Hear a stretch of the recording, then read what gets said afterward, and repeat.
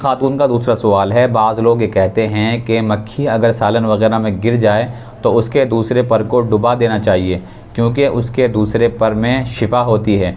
ये बात कहाँ तक दुरुस्त है? जी हाँ, मक्खी अगर सालन में गिर जाए या दूध और पानी में गिर जाए तो जिस चीज़ में गिरी है उस चीज़ के पाक और नापाक होने के मुताल्लिक़ तो मसला ये है कि वो चीज़ नापाक नहीं होगी। सालन नापाक नहीं होगा, दूध या और पानी में गिरा है तो वो नापाक नहीं होगा। उसकी वजह यह है कि मक्खी के अंदर दम मसफूह नहीं होता है, बहने वाला खून नहीं होता, जिसकी वजह से वो चीज़ें नापाक नहीं होगी।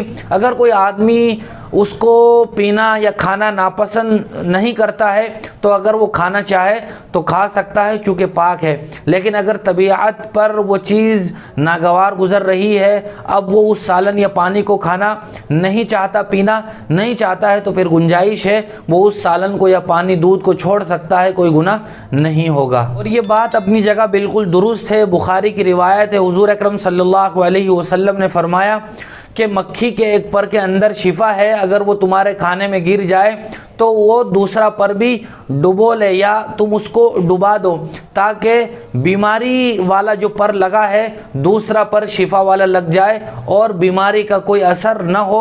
ये हदीस अपनी जगह है, लेकिन इस हदीस का ये तकाजा नहीं है कि आदमी उस खाने को या ये कि उस पानी के पीने को ज़रूरी समझे, बल्कि अगर तबीयत पर नागवार गुजरे तो फिर उसे छोड़ सकता है।